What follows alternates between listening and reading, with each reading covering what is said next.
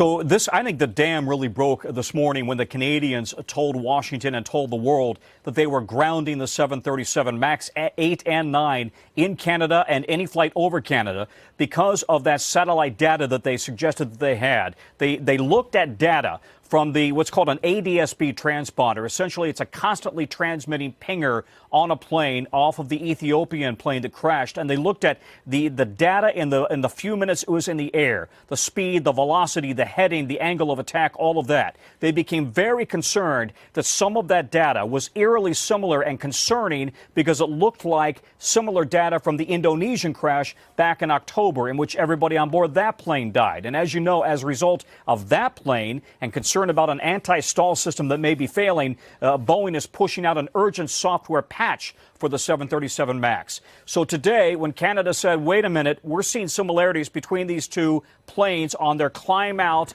and all of the readings on the plane, Canada announcing it was going to put down the plane. And with that, they were the last holdout. The FAA and Canada all along have been the only two that were still allowing it to fly, but then that left the United States all alone. Really, the entire world at that point had put the plane down. I got about 79 total planes, MAX 8s and 9s, more or less, in the United States between United and Southwest and American. And then you had quite a few in Canada as well, 370 worldwide. So this is pretty significant, Lester, because per my count, this is only about the third time that the FAA has ordered that a plane be grounded. One of them was a DC-10. The engine was falling off of that. That was back in the 70s. They addressed that. Then just about 6 years ago, the 787 had a problem with battery fires, lithium-ion battery fires. They grounded that plane for a while. And so now, after 2 fatal crashes in 5 months, the FAA taking this emergency action to put the 737 MAX 8 and 9, we would underscore, both aircraft, both planes are now out on the, let's put the mat back up again.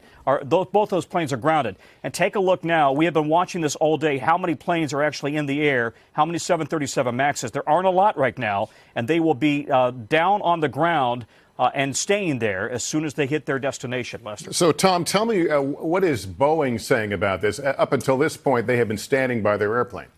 Yes, and in fact, moments ago, as you were starting the special report, Boeing put out a statement, and I'll just read it. Boeing continues to have full confidence in the safety of the MAX. However, after consultation with the U.S. FAA, the NTSB, and aviation authorities, and its customers around the world, in other words, the airlines, it has determined, out of an abundance of caution, and in order to reassure the flying public of the aircraft safety, it recommended to the FAA the temporary suspension of operations of the entire fleet. Boeing would have you believe they're the ones who went to the FAA and said put the plane on the ground. If that's true, it would have been because Canada this morning finally pulled the rug out from everybody. Yeah, and I want to go to the White House quickly, but Tom, what's the update on the black boxes? They were recovered, and I can think of a no crash more urgent for that data to be revealed. What do we know?